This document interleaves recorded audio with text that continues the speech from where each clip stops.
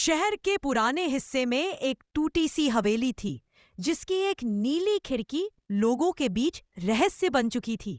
कहते हैं हर पूर्णिमा की रात उस खिड़की से नीली रोशनी निकलती है और कोई लड़की वहां बैठकर गुनगुनाती है। 17 साल की अनया को ऐसे किस्सों में खास दिलचस्पी थी। एक रात वो अपने कैमरे और टॉर्च के साथ अकेले उस हवेली में चली गई। खामोशी ऐसी थी कि उसकी सांसों की आवाज भी डराने लगी। वो सीढ़ियां चढ़ती हुई ऊपर पहुंची और सामने वही नीली खिड़की, मगर आज वो खुली हुई थी। अंदर झांकने पर उसे एक लड़की दिखी, सफेद कपड़ों में, लंबे बालों वाली, जो किताब पढ़ रही थी। अनया ने पूछा, तुम कौन हो? लड़की ने मुस्कुराते हुए कहा, मैं वही हूं जिसकी कहानी लोग कहते हैं, मगर सच्चाई कोई नहीं जानता। मैं यहाँ हर पूर्णिमा को आती हूँ अपनी अधूरी कहानी को पूरा करने। क्या तुम इंसान हो? अनया ने घबरा कर पूछा।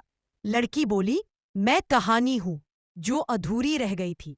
जब तक कोई मुझे पूरी नहीं लिखता, मैं यही फंसी रहूंगी। अनया के हाथ में थमा कैमरा गिर गया। अगले दिन वो बेहोश हालत में हवेली के बाहर मिली। जब होश आया, उसके पास एक पुरानी डायरी थी जिस पर लिखा था, अब ये कहानी तुम्हारी है, मुझे पूरा करो। और तभी से अनया हर रात कुछ न कुछ लिखती है, शायद किसी की मुक्ति के लिए। वो नीली खिड़की, कहानी का अंत।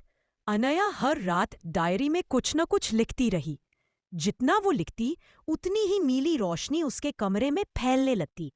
ऐसा लगता था मानो कोई अदृश्य शक्ति उसे शब्दों में रास्ता दिखा रही हो।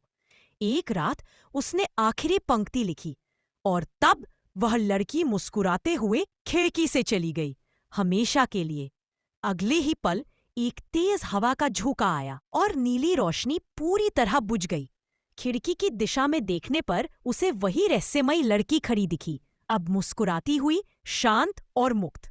लड़की ने कहा, अब मेरी कहानी पूरी हो गई, धन्यवाद। और वह धीरे धीरे नीले प्रकाश में बदलकर गायब हो गई। अनया उस पल को कभी नहीं भूल सकी। उसने वो डायरी एक पब्लिशर को भेजी और कुछ महीनों बाद वह किताब नीली खिड़की की कहानी नाम से मशहूर हो गई। लेकिन उस किताब का आखिरी पन्ना आज भी एक सवाल छोड़ जाता है, क्या तुम अगली अधूरी कहानी को लिखोगे? अनया की लिखी किताब नीली खिड़की की कहानी एक बड़ी सफलता बन गई थी, लेकिन उसके साथ कुछ अजीब भी होने लगा था। किताब पढ़ने वाले कुछ पाठकों ने शिकायत की कि उन्होंने पढ़ते हुए किसी लड़की की धीमी आवाज सुनी। कुछ ने तो उसे देखा भी, वही सफेद कपड़े वाली रहस्यमयी लड़की। अनया अब शांत नहीं रह सकती थी। एक दिन उसे एक ईमेल आया जिसमें सिर्फ इतना लिखा था, तुमने एक कहानी पूरी की, लेकिन एक और कहानी तुम्हें पुकार रही है। नीचे एक अटैचमेंट था, एक पुराना नक्शा। नक्शा एक और हवेली की ओर इशारा कर रहा था, शहर से दूर एक सुनसान गांव में। अनया वहां पहुंची तो देखा कि वो हवेली नीली हवेली के नाम से जानी जाती थी, लेकिन अब भी कोई उसमें रहने की हिम्मत नहीं करता। रात होते ही वही नीली रोशनी एक बंद कमरे से निकलने लगी। अनया ने दरवाजा खोला, वहां एक और डायरी रखी थी। पहले पन्ने पर लिखा था, यह मेरी नहीं, हमारी कहानी है और यह अब भी अधूरी है। जैसे ही उसने डायरी उठाई, खिड़की अपने आप खुल गई और हवा में वही पुरानी लड़की की आवाज गूंजने लगी, इस बार सिर्फ मुझे नहीं, औरों को भी मुक्ति चाहिए।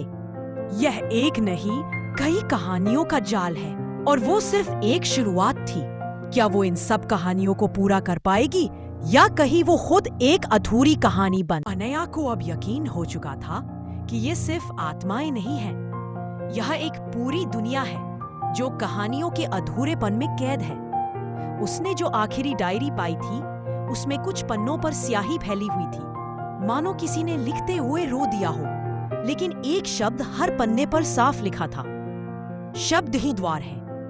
उसने अपने कमरे में सारी पुरानी कहानियां इकट्ठा की, हर आत्मा की कहानी, हर नीली खिड़की का चित्र और हर वो नाम जो दीवारों पर लिखा था।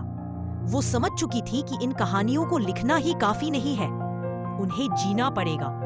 उसकी किताबों से नीली रोशनी निकलने लगी, कमरे की दीवारें कांपने लगीं और खिड़की के बाहर वो पहली वाली हवेली फिर से चमक उठी। लेकिन इस बार वहां सिर्फ एक खिड़की नहीं बल्कि दर्जनों खिड़कियां थी और हर खिड़की में एक जोड़ी आंखें उसे देख रही थी। उसे एक आवाज सुनाई दी, तू हमें जानती है मगर क्या खुद को जानती है? तू लेखिका नहीं, तू दरवाजा है। अब रहस्य ये है, अनया सिर्फ कहानियां नहीं लिख रही थी, वो उन कहानियों के जरिए अधूरी आत्माओं को इस दुनिया में वापस ला रहा था।